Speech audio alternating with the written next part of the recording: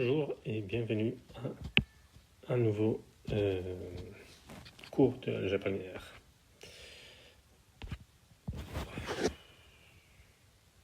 Alors, aujourd'hui, on va parler de méthode de résolution des systèmes linéaires et notamment de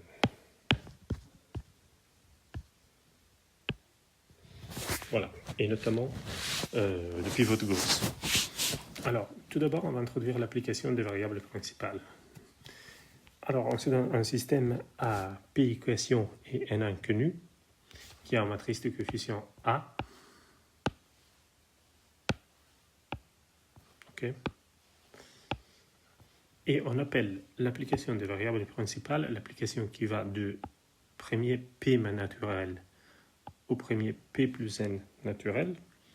L'application telle que pour toute I entre 1 et P, alors I est envoyé sur le plus petit indice J, tel que IJ est non zéro, où IJ est l'entrée de la matrice A des coefficients. Okay. Et si un tel indice existe. Et I plus N, s'il n'y a pas de coefficients de type AIJ non nul, par exemple. Prenons cette matrice-là. Alors, la matrice a trois lignes, trois équations. Donc, la première ligne, OK, est là. Donc, la première entrée est 0. La deuxième est 1. Donc, je l'envoie sur 2. Deuxième ligne, la première entrée est déjà non 0. Donc, je l'envoie sur 1. Dans la troisième ligne, il n'y a pas d'élément non 0. Donc, je l'envoie sur 4 plus 3, 7. OK? Donc, parce que c'est P plus N. 3 plus 4, 7. Donc, étant donné un système de P équations et N inconnu,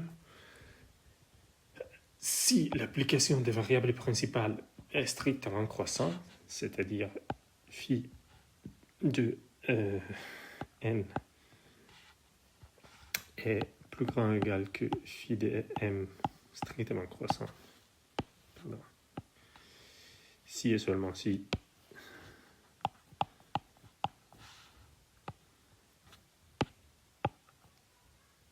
N est plus grand que M, et on dit que le système est échelonné. Okay?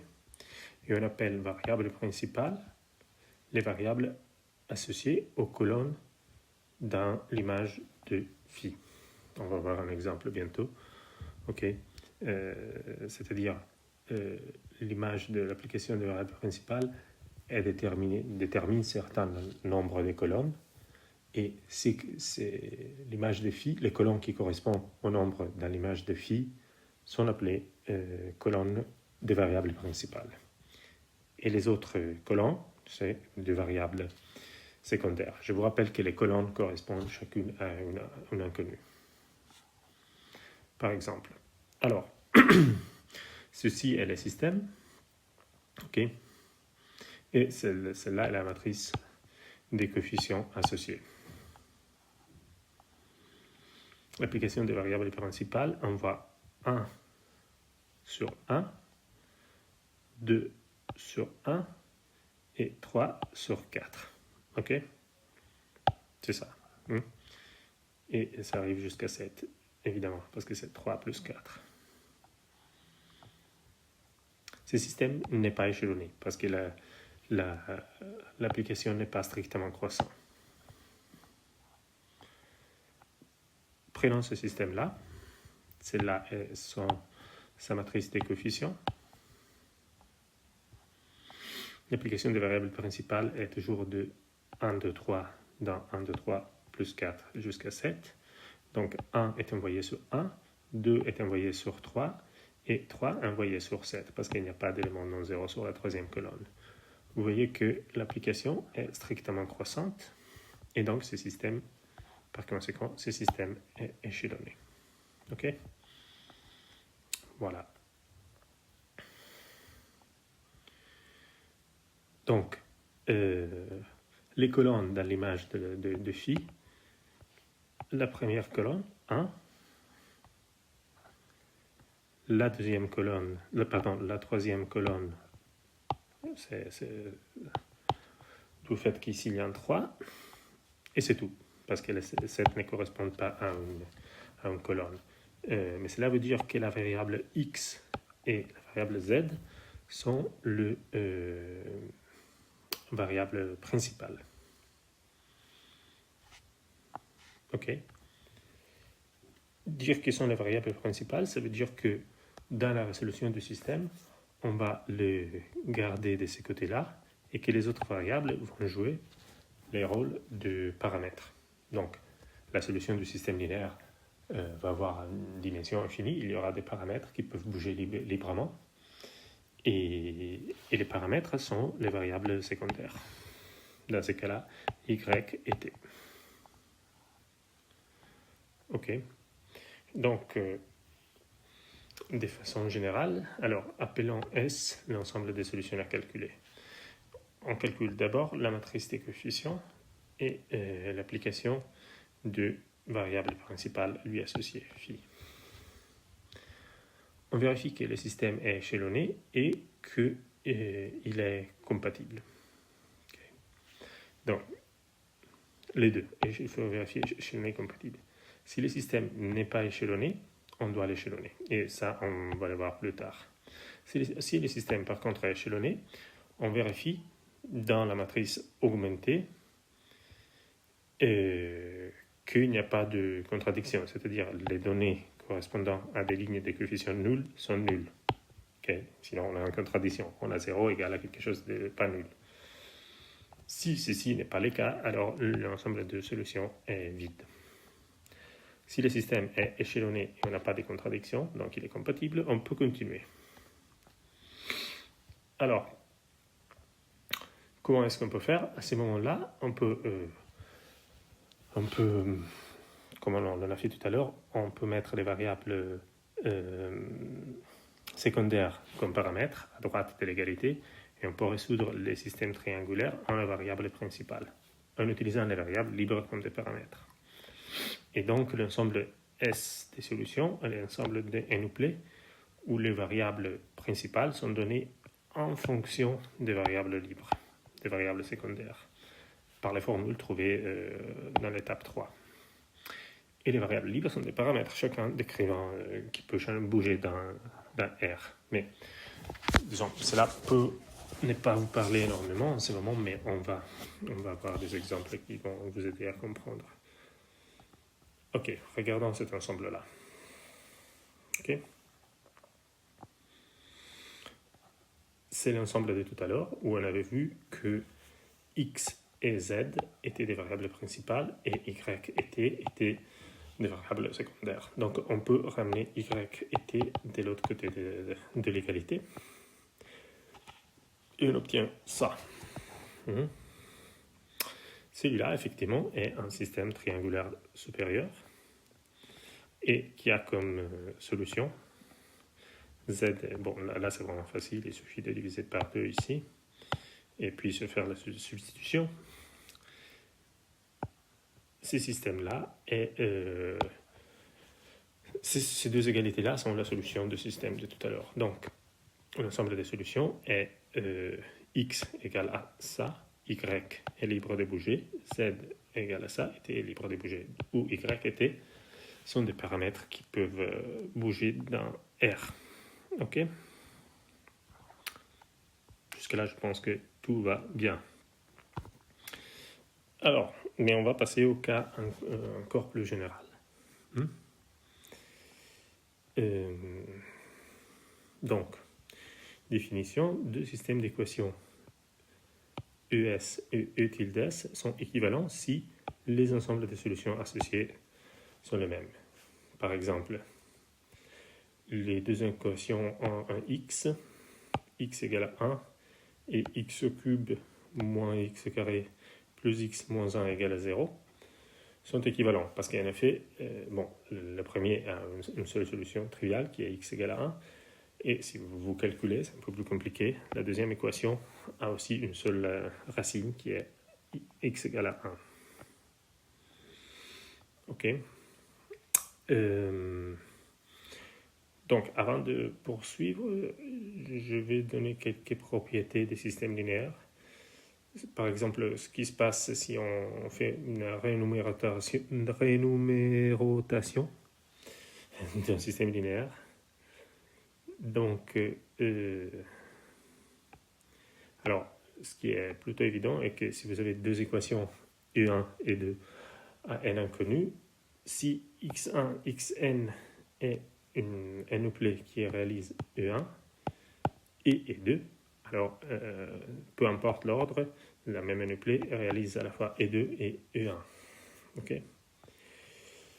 Et cela veut dire qu'en changeant l'ordre des équations d'un système, on obtient un système équivalent. Peu importe, comme vous voyez ici, peu importe l'ordre des équations, l'ensemble des solutions est la même, ce qui est plutôt évident.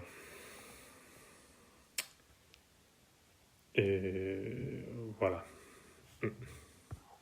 Si vous faites d'autres rénumérations, rien ne change, comme dans cet exemple ici.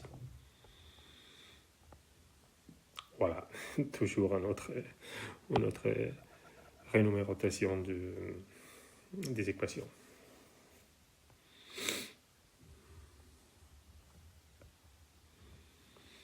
Alors, c'est là une question un peu plus profonde. Si on se donne deux équations E1 et E2, et on note E1 plus E2, l'équation obtenue, en ajoutant les membres de gauche et les membres de droite des 1 et E2, voilà ce qu'on obtient, par exemple, dans ce cas-là. Vous avez une première équation x plus x carré plus 2y égale moins 10, et une deuxième 10x plus 3y moins z égale 36. Si vous faites la somme, membre par membre, y là, z là, et voilà. Donc vous trouvez l'équation E qui est E1 plus E2. Mais on peut faire de plus, on peut mettre des coefficients. Si on a encore E1 et E2 et deux scalaires, qui pour nous seront toujours des réels, on peut prendre lambda 1 E1 plus lambda 2 E2 et faire l'équation obtenue en faisant la combinaison linéaire des membres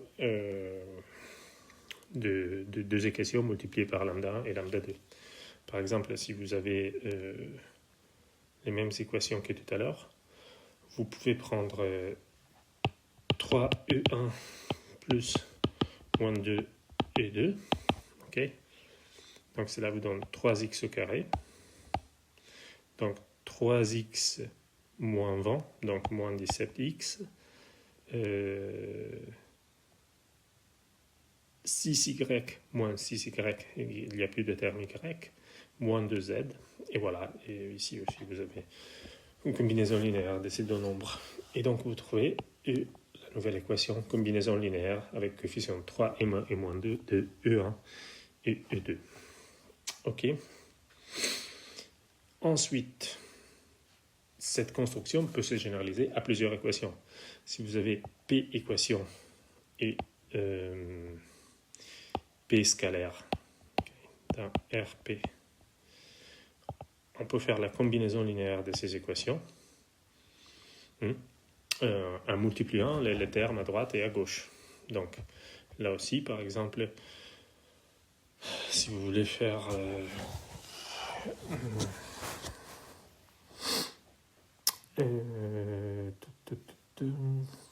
bon,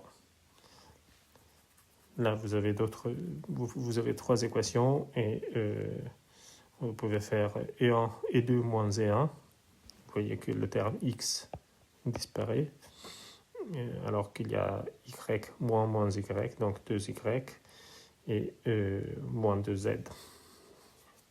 Si vous avez un autre exemple, je vous laisse mettre en pause la vidéo et regarder vous-même comment ça marche.